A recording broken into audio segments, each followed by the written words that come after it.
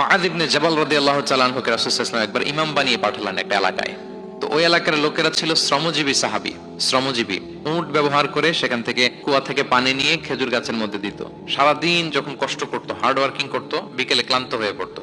তো উনি মাগরিবের নামাজে সূরা বাকারা দিয়ে একবার তেলাওয়াত শুরু করলেন। সূরা বাকারা কোরআনের সবচাইতে ছোট সূরা নাকি সবচাইতে বড়?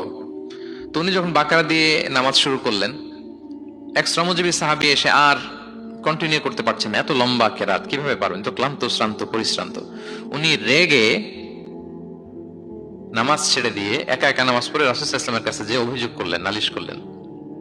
বললেন, ইয়া রাসূলুল্লাহ, দেখেন এমন একজনকে ইমাম করে আমাদের এলাকায় অ্যাসাইন করেছেন, উনি মাগরিবের নামাজে পড়তেছেন সূরা বাকারা, আর আমরা সবাই শ্রমজীবী কৃষিজীবী মানুষ। রাসূল সাল্লাল্লাহু আলাইহি ওয়াসাল্লাম রেগে গেলেন।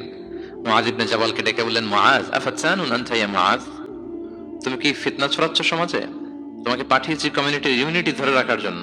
আফাতানুন আনতা ইয়া মুআয, হে মুআয, তুমি কি সাব্বিহ ইসমা রাব্বিকাল আ'লা এই সূরা পারো না? ওয়াশ-শামসি ওয়া দুহাহা এই সূরাটা পারো না? ওয়াদ-দুহা ওয়াল-লাইলি ইযা সাজা এটা মুখস্থ নাই? এই ছোট ছোট সূরাগুলো থাকতে তুমি বাকারা দিয়ে পড়তে গেলা কেন? সুবহানাল্লাহ, সুবহানাল্লাহ, আল্লাহু আকবার।